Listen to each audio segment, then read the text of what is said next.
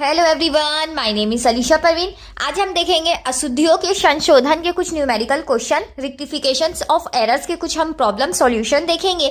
तो चलिए हम आज का क्लास स्टार्ट करते हैं। तो देखिए, जब हमसे किसी प्रकार का जर्नल एंट्री करने में गलती हो जाता है, जब हमें किसी को डेबिट करना होता है, उसे हम डेबिट ना करके क्रेडिट कर देते हैं या उसकी जगह किसी और चीज को हम डेबिट कर देते हैं, तब उस कंडीशन में हम उसे वापस से काट के नहीं सीधा सुधार सकते हैं।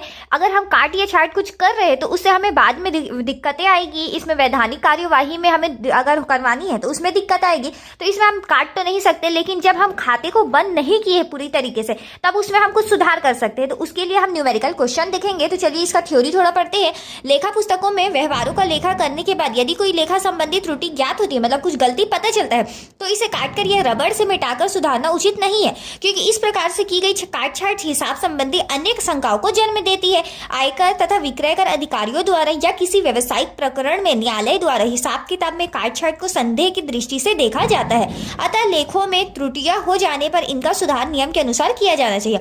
अशुद्धियों का संशोधन खाता बही के खातों को बंद करने से पहले सीधे खातों में प्रविष्टि कर अथवा मुख्य जर्नल में आवश्यक संशोधन प्रविष्टि के माध्यम से किया जाता है। जब हम पूरी तरीके से खाता नहीं बंद किए तब हम इस तरीके से अशुद्धि का संशोधन कर सकते हैं। फॉर एग्जाम्पल, यहाँ पे हमने लिया है अशुद्धियों का संशोधन। 20,000 की एक मशीन हमने खरीदी है, तो मशीन हम खरीदते हैं तो मशीन तो एसेट है, हमारा संपत्ति है, उसे डेबिट करना चाहिए, और रोकड़ हमें से हमारे पास से जाएगा तो वो क्रेडिट होता है नॉर्मल। तो आगे बोल रहा है 20,000 की मशीन खरीदी, किंतु संशोधन प्रविष्टि करते समय 20,000 रुपए की राशि को नहीं लिखा गया है।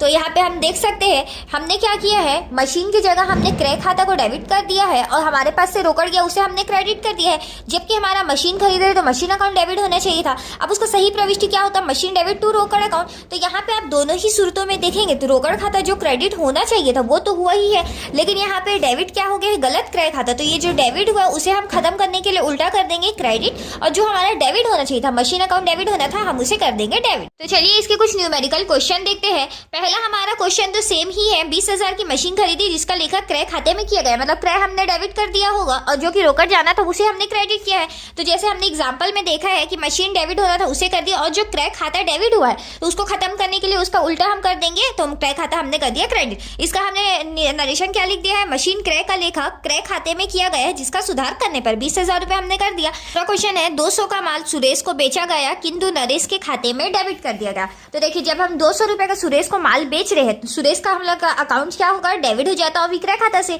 लेकिन यहाँ पे हमारा क्या बोल रहा है, नरेश के खाते में डेबिट किया गया है, तो मतलब हम क्या कर दिए होंगे, नरेश का डेबिट कर दिए होंगे विक्रय से।